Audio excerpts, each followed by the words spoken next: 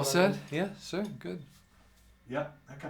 Just vis-a-vis today. Talk us through what you're working on with the orchestra and the choir today. Well, this piece, Call of the Champions, is something that I've done for the Salt Lake City, Utah Winter Olympic Games, and it's different than the other four pieces that I've written for the Olympics, in that it involves chorus. And we don't use the chorus for a text. The chorus just provides oohs and ahs, if you like, to sort of enhance the texture of the orchestra. Except we sing Citius Altius Fortius in Latin, which means swifter, higher, faster, which is, as I understand it, the motto, even though it's in Latin, of the modern Olympic Games, and has been used as such since the late 1890s, when the games were resumed in France. So the chorus's role has been to sing the declamations of Citius Altius Fortius, swifter, higher, faster, and the orchestra to provide the heraldic trumpets for all the pageantry that goes with Olympic competition. And what was the inspiration for the music? Did you go to Salt Lake City and to the ski resort where the Olympics will be held? I did go to Salt Lake City, and it was covered with snow, and it looked beautiful. Apparently they've chosen it, I guess, for the beautiful mountains that are up there. I don't ski, but I wish I could. I wish I did. And the other thing, of course, is that we have, I don't know if it's well known in this country, but we have the famous Mormon Tabernacle Choir, which is in Salt Lake City. And they sang with us on the occasion, and they will sing again in the opening ceremonies in February in Salt Lake. Certainly inspired by just the landscape of what you see up there. But I think in general, this idea of the Olympics is a very inspiring thing in itself. To put it in a specific way, at first, these young athletes remind me of musicians. I mean, they will practice 6 and 8 hours a day to keep themselves in shape and to compete in the way they do. The same way that these violinists in the orchestra have had to do that practice to get where they are and achieve the skills that they have. So I think there's an analogy between the discipline in one's young life to be a successful instrumentalist that compares with what you have to do to compete in these athletic things. And perhaps even more generally then, the Olympic Games, I think, seem to all of us to be a metaphor for worldwide, not cooperation, but worldwide competition of the kind that we would like to see, a competition that's wholesome and healthy and positive. And if our international affairs could be done as in such a positive frame of mind and with a sense of joyous competition in the way these games are celebrated, we would all be better off. So I think it celebrates youth, it celebrates great achievement and the heroicism of what these athletes do, set against the metaphor of international cooperation in the best sense that we have it. I think that's an inspiring subject. And an orchestra with all of its cymbals and trumpets and the heraldic gestures that we can make in the orchestra, perfect expression for this. Definitely. It was definitely uplifting. Definitely got the good ticket pounding. I mean, you're popularly known, obviously, for your film scores, of which the body of work is tremendous, and particularly stands out your work on the whole Star Wars franchise, if you like. What's been the sort of basis of that enduring relationship with the makers of Star Wars? Well, here today with the London Symphony Orchestra, I'm renewing a relationship that has really began in 1977, so that's 20-some years, on the Star Wars series with the LSO, with the London Symphony Orchestra.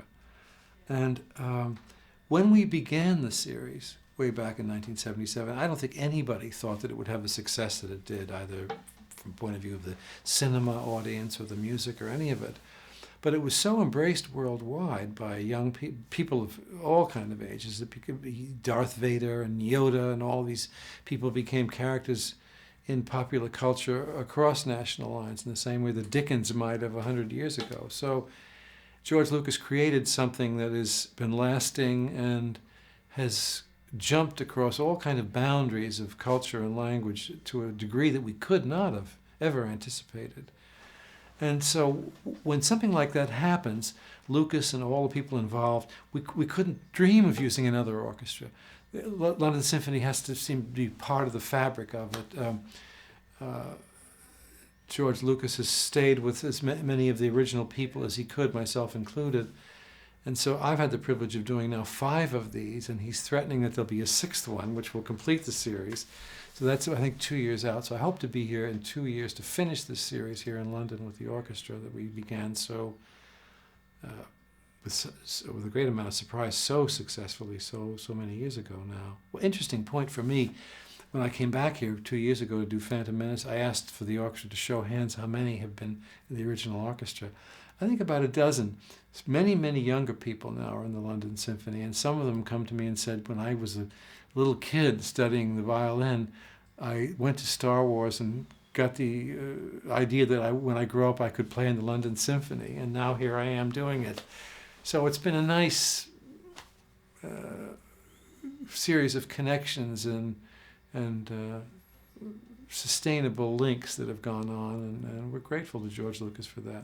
I mean, certainly the music has become a sort of intricate part of the Star Wars legend, if you like, and obviously the next episode in the series is soon to be released. What can the film goer and the Star Wars fans, of which there are many and obsessive ones as well, what can they expect from the next score?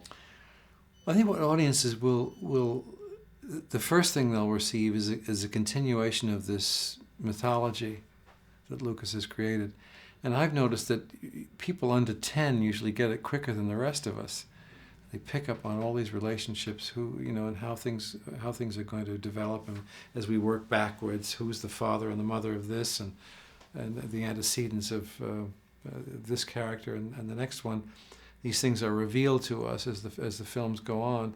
I've had musical fun with it by taking melodic identification for a certain character, let's say Darth Vader's theme, and reworking it so that when Anakin appeared, who was Darth Vader as a youngster before he became the Dark Force, that his music is related to, it's composed backwards in a way. We know it's going to be Darth Vader's theme eventually, but it will begin with this little boy's theme in episode 5, and it's now morphed into something else in the present episode.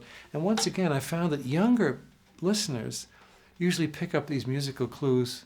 Maybe they're paying more attention than the rest of us, I don't know, but it's been a lot of fun dropping musical clues from film to film. And I look forward now to the completion of this circle. George Lucas has just privately told us the story of how all the characters are resolved. And the last one, I think, is going to be the best one, certainly the most interesting one. It's fabulous what he's got planned for the finale. Oh, really? Mm-hmm. You wouldn't care to share it? No, I don't. No. I mean, Star Wars is almost a global cult, and their fans are, I know. are very committed to the point of craziness. Do you get much attention yourself from Star Wars enthusiasts? Well, where I notice people interested in the Star Wars music is mostly in the summer concerts that we do in the United States. Places like the Hollywood Bowl or the Esplanade in Boston or in the Ravinia in Chicago, where we do concerts with various orchestras in those cities. And not every year, but occasionally we'll do a Star Wars night and just play music from various Star Wars films. And that's when they all come. All ages, all manner and type of people will come and celebrate that. And that's when you realize that there is really a cult out there of people who have been riveted to this thing from the very beginning and enjoy all the aspects that are being brought to them every time. So those summer nights are really something to capture. We have never done that on film, but I wish you could see it. It's a lot of fun. The children will wear costumes to the